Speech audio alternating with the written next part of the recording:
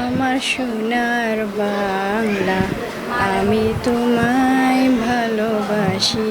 ফেসবুকে পরিচয়, সেখান থেকে প্রেম এবং পরে বিয়ে। 2 বছর আগে মালয়েশিয়ান তরুণী নূর হিদায়ানুর হিসামকে বিয়ে করলেও এবারই প্রথম তাকে নিয়ে নিজ গ্রামের বাড়িতে ফিরেছেন বরিশালের গৌরনদী উপজেলার মালয়েশিয়া প্রবাসী সোহেল খলিফা। কোরবানির ঈদ উপলক্ষে দেশে আসা এই দম্পতিকে ঘিরে নাঠই গ্রামে তৈরি হয়েছে ব্যাপক উৎসাহ ও উদ্দীপনা।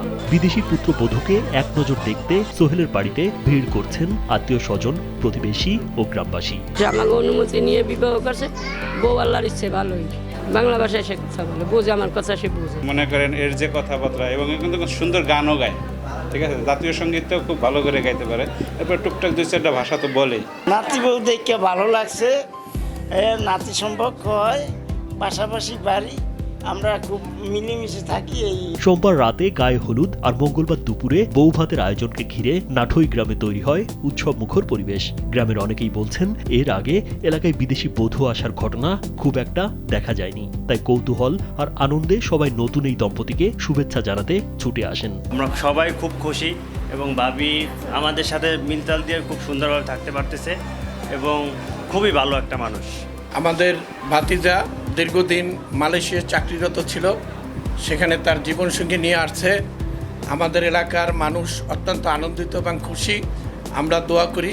গৌরনদী উপজেলার বাসিন্দা সোহেল খলিফা 2011 সালে জীবিকার সন্ধানে মালয়েশিয়ায় যান। সেখানে দীর্ঘদিন কাজ করার পর নিজস্ব ব্যবসা শুরু করেন। বিদেশের মাটিতে ব্যস্ত জীবন চললেও 2022 সালে সামাজিক যোগাযোগ মাধ্যম ফেসবুকের মাধ্যমে পরিচয় হয় মালয়েশিয়ার ভান্তিং এলাকার তরুণী নূর হিদায়ানুর হিসামের সঙ্গে। 5+ স্টার রেটিং প্রাপ্ত দেশের সর্বোচ্চ বিদ্যুৎ সাশ্রয়ী ওয়ালটন এসি স্মার্ট কমফোর্ট এখন নেক্সট লেভেলে। অনলাইনের সেই পরিচয় ধীরে ধীরে বন্ধুত্বে আর বন্ধুত্ব থেকে ভালোবাসায় রূপ নেয়। আমাদের পরিচয় হয়েছে প্রথমে ফেসবুকে, তো আমি প্রথমে নক করি, পরে শেষে ওইখান থেকে দুজনের কথাবার্তা হয়। অ্যাট ফার্স্ট আমাদের দেখা হয় KLCC টুইন টাওয়ার। আমাদের সম্পর্ক হলো বিগত 1.5 বছরের। পাত্রী নিয়ে আসছি বলতে সে এখন আমার বিবাহিত ওয়াইফ।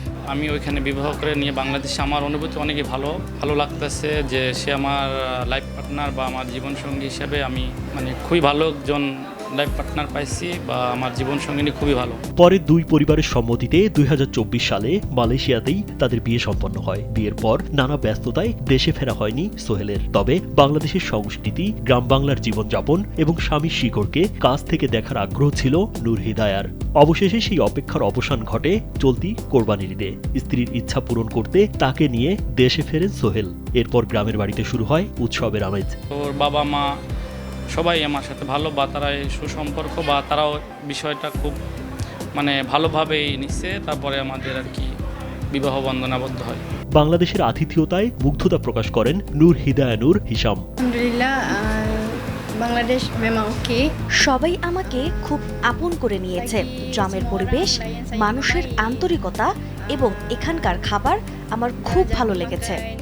দুই দেশের সংস্কৃতি আজ এক সুতোয় গেঁথেছে, আর সেই ভালোবাসার গল্পই এখন গৌরনদীর নাঠই গ্রামের মানুষের মুখে মুখে। ঈদের আনন্দের মাঝেই বিদেশি বধূকে ঘিরে যেন নতুন এক উৎসবের জন্ম হয়েছে গ্রাম জুড়ে।